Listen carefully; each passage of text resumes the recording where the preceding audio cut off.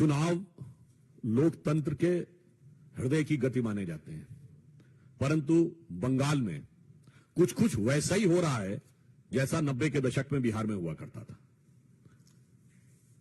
लोकतंत्र के इस पर्व को रक्त रंजित करने के जितने कृत्य बंगाल की सरकार ने किए हैं, वो एक के बाद एक संवैधानिक उपकरणों से एक्सपोज होते जा रहे हैं।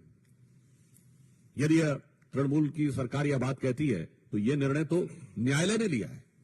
न्यायालय ने बहुत स्पष्ट शब्दों में कहा है कि जब राज्य के चुनाव आयोग ने ही डिमांड की थी फोर्सेस की, तो वो कैसे कह सकते हैं कि फोर्सेस नहीं आने चाहिए, और कौन सा फोर्स आना चाहिए यह चुनाव आयोग का अधिकार नहीं था।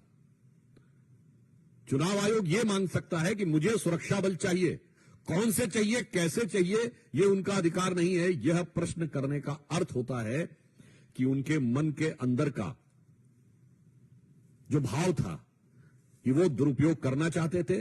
मुझे लगता है कि चुनाव आयोग इस विषय के ऊपर पूरी नजर रखे हुए है, और चुनाव आयोग ने यदि सतर्कता नहीं रखी होती, न्यायालय ने यदि कड़ाई के साथ निर्देश नहीं दिए होते, तो ये चुनाव बहुत ही विभत्स हो सकते थे। परंतु हमारे कार्यकर्ताओं की जिस प्रकार से हत्या, प्रताड़ना हो रही है, इसके उपरांत भी जिस दृढ़ता के साथ वो लड़ रहे हैं, वो लोकतंत्र के प्रति भारतीय जनता पार्टी की निष्ठा का प्रमाण है।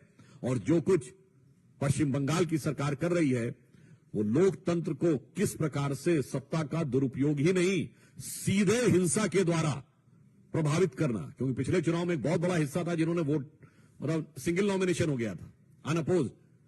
मगर उससे ज्यादा बड़ी बात यह है कि इसमें किसी को भी न लोकतंत्र की समस्या नजर आ रही है, न लोकतंत्र में हत्या नजर आ रही है।